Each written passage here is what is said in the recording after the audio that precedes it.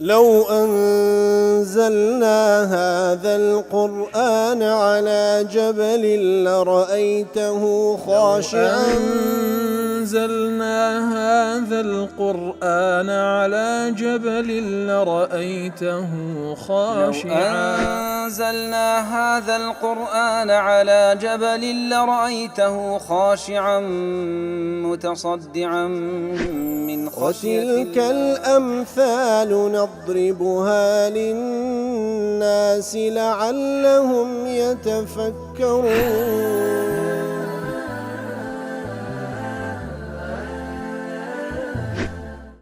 الحمد لله والصلاة والسلام على رسول الله وعلى آله وصحبه ومن والاه. السلام عليكم ورحمة الله. برزان خوش حام لواني 1320 لواني كاين تفسير القرآن بيروز بيم وخزمتان ومبست رزامة رب العالمين وهي دار مئوي آزي السودي لور بقرن. أعوذ بالله من الشيطان الرجيم. وفي الأرض قطع متجاورات وجنات من أعناب وزرع ونخيل صنوان وغير صنوان يسقى بماء واحد ونفضل بعضها على بعض في الأكل إن في ذلك لآيات لقوم يعقلون. بەڵێ بەڕێزان، خۆی گەورە سوبحانە وتەعالە باز لە ئاەتەکانی خۆی دەکا لەسەر ڕووی زەوی کە هەر هەمووی بەڵگەن لەسەر عەزەمەتی ئەو پەروەردگارە عەظیمە کەوا لە نەتیجەی بیرکردنەوە لە مەخلووقاتەکانی عەزەمەتی ئەو زاتە لۆ بەدیار دەکەوی کە هەر ئەو زاتەیە شایەنی ئەوەیە کەوا بەرنامە لۆ ئەو بەشەرە دابنێ و هەر ئەو زاتەشە شایەنی ئەوەی کەوا بەرنامەکەی پیادە بکرێ و هەروەها ئەو پەڕی عیبادەت هەر تەنها و تەنها لۆ ئەو زاتە ئەنجام بدرێ. وفي الأرض قطع متجاورات کەواتە یەک لە ئاەتەکانی خۆی گەورە سوبحانە وتەعالە کە بەڵگەیە لەسەر ئەو پەڕی قودرەت و دەسەڵاتی خۆی گەورە و بەڵگەیە لەسەر ئەوەی کەوا مەخلووقاتەکەی بەو پەڕی حکمەت و مابڵێن بەو پەڕی وردەکاریەوە خەڵق کردێ و هەروەها بەڵگەیە لەسەرەوەی ئەو زاتە الفاعل المختار وحده ئەو زاتەیەکەوە ئەوەی بیەوێ هەر ئەوە جێبەجێ دەبی کەواتە ئاەتەکە بریتە أن جعل في الأرض بقاعا مختلفة تەماشای ئەو سەر ڕووی زەویە دەکەی چەندین پارچەی مختلف و لێک جیاواز هەیە ئیتر مختلف و لێک جیاوازن لە ڕەنجیان لە حەزم و بابڵێن حەزم و گەورەی و گچکەییان و هەروەها لە طەبیعەتی ئەو شتانێکەوە لێی شین دەبی. اینجا دەڵێ فهذه مثلا طيبة عذبة تنبت ما ينفع الناس. دەبینی پارچە زەویەک پارچە زەویەکی بە پیتە پارچە زەویەکەوە کانیاوی لێ هەڵدەقوڵێ ئەو شتەی لێ شین دەبی کەوە بە سوودی خەڵکی تەواو دەبی و هەروەها پارچە زەویەکی تر سەبخە مالحە لا تنبت شيئا. بەڵام پارچە زەویەکی دیکە پارچە زەویەکە کەوە خێواویە هیچ شتێکی لێشین نابی بێ پیتە مع كون تلك البقاع متجاورة متقاربة. تەماشا دەکەی لە تەنیشیەکیشن ئەو پارچە زەویە بە چەند بە پیتە ئەوەی دیکەیان هیچی لێشین نابی. بله. قيد من الأرض في هذا المثال ما جاور وقرب بعضه من البعض. كواتا وفي الأرض قطع متجاورات لەسەر ڕووی ئەو زەویە چەندین پارچە زەوی کەوا جیرانی یەکترین بەڵام چەندەلێک جیاوازن لأن اختلاف ذلك في الأكل أغرب. کەواتە تەماشا دەکەی جیرانی یەکترینە لە طەبیعات چەند لێک جیاوازن هەر یەک خالیقیش کە الله تعالى خەڵقیانی کردیە. وجنات من أعناب وزرع وهروها وفي الأرض بساتين من أعناب متنوعة. ئیتر وهروها لەسەر ڕووی زەوی چەندین باغ و بێستان هەیە کەوا چەندین جۆر لە عینەب و چەندین جۆر لە ترەی جیاوازی تێدایە وفيها زروع مختلفة وهروها چەندین زرع و چەندین شینایی جیاواز تێدا شین دەبی. وإفراد الزرع دفرمي وجنات من أعناب كيف جمع هنا زرع كيف مفرد هنا لأنه مصدر في الأرض لبروي بمصدر هنا يشمل القليل والكثير كاتكم وزور لخود قريتن لبروي بمصدر هاتو وارهات سندين زرع الشيناي لشين دبي وجنات من أعناب وزرع ونخيل صنوان وغير صنوان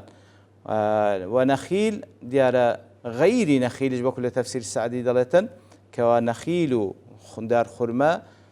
زورك لو زور داران كواشين دبي إنزا أو دار خرمانة هندي شان هي صنوانة صنوان هي أي عدة أشجار في أصل واحد واتا تمشادكي لا يقبن خرما سندين لقي ليبويتوا كوا صنوان جمع صنوة وهي نخلة أصلها واحد وفروعها شتى كواتا دارك دار خرما كوا أصلكيك بلام سندين فرع ليبويتوا وغير صنوان بأن كل شجرة على حدتها إتر تمشي دار خرما ذاك لبون مونا كواتيان داهية ليك بندار تسندين لخي ليو بويتو وهرو هات عورين دار خرما تريشه هر بندارك هر يقلقي ليه هستا هر هموشيان يسقى بماء واحد يسقى طبعا بتسقاش خوين درايتو يسقى بماء واحد بيك أو ددري أو زا أو آبي بابرين بارانا يعني آي روبالا ويكسويشيان هيا واتا أي جميع ما ذكرناه من الجنات والنخيل والزروع كواتهم أواني كباسكران لو باغو بيستاناني كواخواي سبحانه وتعالى آماجي بيدك وارها لدار خرماو لشينايا كان هر هموي يسقى بماء واحد بيك أو ددري بماء واحد عذب غير مالح بيك أو ددري كوا تشيرنا أو ذات آوي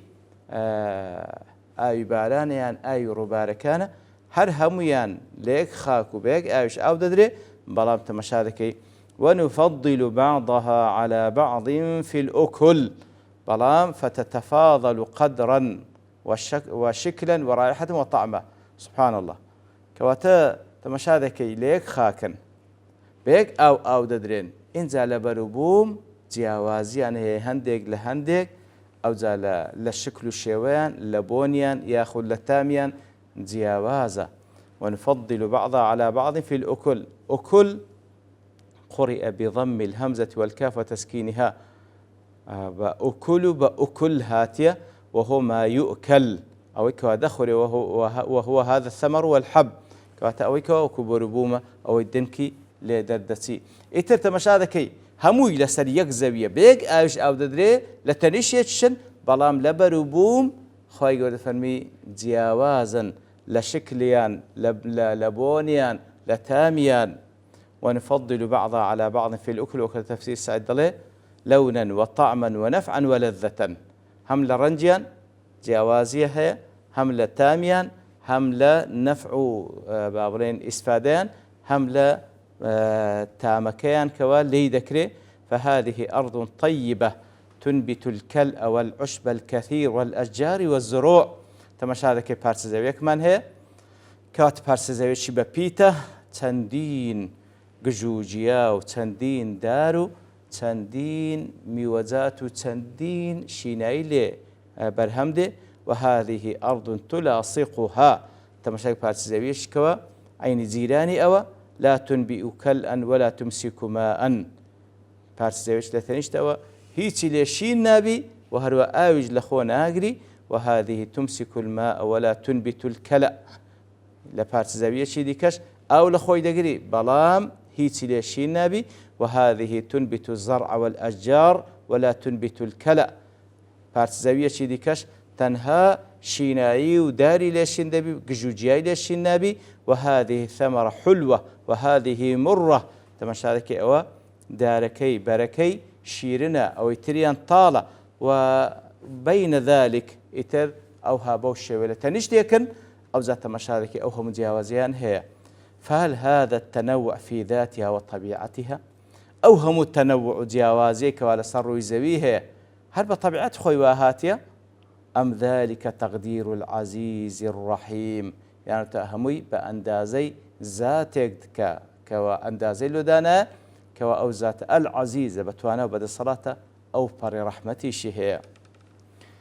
لا درء التعارض العقل والنقل ابن تيمية دلي أو آت دلالة على تفضيله سبحانه بعض المخلوقات على بعض أو آتا بلغيل سروكوا رب العالمين هندق لمخلوقات كاني تفضيل ذكاء بسر هندشيتر مع استوائها فيما تساوت فيه من الأسباب كلا ظاهريش له كاركاني أو كبتساوي بينرين وكويكن بلام هندق تفضيل ذكاء لسر هندشكا هندق لمخلوقات كان تفضيل ذكاء لسر هندشيتر إن في ذلك لآيات لقوم يعقلون واتأوي كوا باسكرا كوا هموي آيات بلغن لسر وحدانيتي الله تعالى لسر بلغو دا صلاة لسر قدرته دا صلاة الله تعالى بلام چه سودي دي وردقري لقوم يعقلون كسانك كوا عقليان هي فإن من عقل ما تقدم هر كسيك عقلي بشتشي بوشتانك وأخواي قول باسي دكاتن جزم بأن من قدر على إبداعها هر کەسێک عقلی بشتێ بۆ ئاتانێکەوە خۆی لێدا باسی کردیە اینجا تەواو قەنەعەت لێ پەیدا دەبی ئەو زاتێکەوە بەتوانایە لەسەر بەدیهێنانی ئەو مەخلوقاتە بەو شێوەیە وخلقها مختلفة الأشكال والأنواع والطعوم والروائح في تلك البقاع المتباينة المتجاورة كاتك تمشاركات خۆی گەورە بەو شێوەیە لەسەر ڕووی زەوی لەو پارچە زەویانەی لە تەنیشت یەکترین اینجا ئەنواعی بەروبووم دەبەخشی کەوا جیاوازن لە تام و لە ڕەنگ و لە بۆن وجعلها حدائق ذات بهجة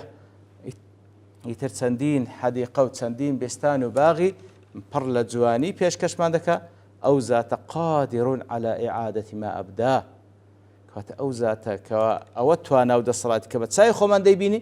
بەتوانایە جارێکی دیکە لە دوای مردنمان زنديمان بكاتو بل هو أهون في القياس بقياس بشريش أو ذاتي كوا بتواناي كوا أوهم مخلوقات بوهم وردكارية لبو إنسان كان بديه هنا بتواناي زارش كالزندي بكاتو بقياس وعقل بشري هر أوهايا إتلاي خواي قولش سبحانه وتعالى مشتاق آسانا إن في ذلك لآيات لقوم يعقل وكل تفسير سعيد أي لقوم لهم عقول براسي وانا آتوا بلغن لبو كسان كوا عقليان هبي أو عقليان تهديهم إلى ما ينفعهم أو عقلك بكوا رينمونيان بكا لبو أوشتاني كوا سودي لبوان هيا وتقودهم إلى ما يرشدهم وهروها عقلك بكوا باليان بيوبني لبو كوا هداية وربقرن ويعقلون عن الله وصاياه وأوامره ونواهيه عقلك بكوا خاونكي هام بدالوي كوا تێبگا لە الله تعالى وەسیەت و فەرمان و قەدەغەکردن هەیە لە خوای گەورە وەربگری وأما أهل الإعراض بەڵام ئەوانەی کەوا پشتیان تێکردێ لەو ئاتانە وأهل البلادة ئەوان کە عەقلیان بەشتان ناچێ فهم في ظلماتهم يعمهون ئەوانە لە ناو تاریکیەکانی خۆیان بە محەیەری دەمینێنەوە لا يهتدون إلى ربهم سبيلا بە هیچ شێوەیەک ڕێگا لە بۆ لای پەروەردگار نابینەوە إن في اختلاف قطع الأرض المتجاورات براستي لجياوازي لنيوان أو بارتس زوياني كوالتانيش يكن واختلاف ثمار الجنات وهو جياوازي لبربومي أو باغ باغاتانا لعلامات واضحات ودلالات براستي زور نشاني زور رونو آشكران بلغن بلام لوشي لمن كان له قلب يفهم عن الله ما أخبر به كابرا أو كساني عقليشيان هبيتن كوا تيبقى لآتكان خواهي قول سبحانه وتعالى فمن ذلك دلالته على أن الله بعلمه وقدرته يتل بندو آمجار وردقري دي كاتب القرى سروي الله تعالى بو علمي كهيتي بو قدرته دا صلاتي كهيتي فاوت بين الأشياء وخلقها على ما شاء تماشادك خواهي قول سبحانه وتعالى اشتكاني ليك جيا كردي توا بو الشوي خلق كريك بخوي ويستي لسيرتي وكما أنه قادر على ما يريد من ابتداء الخلق ثم تنويع على إبداعه أو ذاتك وبتوانايا لسرت هذا بو الشيوية مخلوقات دروز بكاتنو باشان بو همو جور رنقة بيهني توجود فهو قادر على إعادته بطريق أولى بتوانايا جاري شديكاش أو جيانا دەست پێ بکاتەوە. وأيضا فالذي خالف بين تلك الأشياء أو ذاتك جیاوازی لە نێوان ئەو مەخلوقاتان دروست کرد هو الذي خالف بين خلقه فعلا لە نێوان مەخلوقاتەکانیش لە نێوان بەندەکانیشی جیاوازی دروست کرد فيما قسم لهم من هداية وضلال وتوفيق وخذلان. ئیتر بە هەمان شێوە تەماشا دەکەی جیاوازی لە نێوان بەندەکانی هەیە کەەوە ئەو کەسە هیدایەتی وەرگرتی ئەو کەسە بێبەشە لە هیدایەت حەسەب ئەوەی کەوا چەندە مستحقە و حەسەب ئەوی چەندە پیادەی با بڵێن ئەو سنەتە دەکات کە خوای گەورداینا لە بۆ هیدایەت و گومڕایی. ئیتر تەماشا دەکەی کابرا لەلایەنێک لەلایەنەکانی ژیانی زۆر عاقڵ و زیرەکە بەڵام لەلایەنی هیدایەت و هیدایەت وەرنەگرێت ڕەغبەتی هیدایەتی نییە تر خوای گەورەش بەو شێوەیە هیدایەت کەسێک نادەکەوە ڕووی تێنەکە. و هەروها بەڕاستی دەفەرمی ئەواتە بەڵگەیە لەسەر على بطلان قول الطبيعيين کەواتە بەڕاستی ئەتە بەڵگەیە لەسەر ئەو کەسانی کەوا دەڵێن هەموو شتێک بە طبیعەتی خۆی دروست بووە هەروە بووە. لأنه لو كان حدوث الثمر من طبع الأرض ئەگەر وەکو ئەوان دەڵێن ئەگەر بێت و بەروبووم هەر ئەها بە طبیعەتی خۆی لەسەر ڕووی زەوی دروست دەبی و ئەو هەوا ئاوا هەمووی بە طبیعەتی خۆی هاتیە کەواتە لەو حاڵەتەی ئەو اختلافاتە لەبەرچی دروست بووە لۆ ئەویان شیرنە ئەویان تاڵە لۆ ئەویان سۆرە ئەویان سەپیە کەواتە بەڕاستی ئەوە ڕەتدە لەسەر هەموو ئەو کەسانش کەوا دەڵێن ژیان هەروها بە طبیعەتی خۆیات نەخێر. طبیعەت هیچ عەقلێکی مدەبیری نییە و قودرەت و توانا و دەسەڵات و حیکمەتێکی نییە. ئیتر بەڕاستی ئەوە ڕەتدە لە هەر لایەنێک فکر لێ دەکەوێتەوە بەڵگەیە لەسەر ئەوەی ئەو زاتێکەوە ئەو بوونەوەری بەدیهێنە زاتێکە خاوەنی ئەسماء و صفاتی عولایە کەوا حەکیمە قادیرە واحدە هەر ئەو زاتەشە سبحانه وتعالى شانی پەرستنی هەیە. وصلى الله وسلم على نبينا محمد وعلى آله وصحبه أجمعين وآخر دعوانا الحمد لله رب العالمين. لو أنزلنا هذا القرآن على جبل لرأيته خاشعا أنزلنا هذا القرآن على جبل لرأيته خاشعا أنزلنا هذا القرآن على جبل لرأيته خاشعا متصدعا من خشية الله. وتلك الأمثال نضربها للناس لعلهم يتفكرون.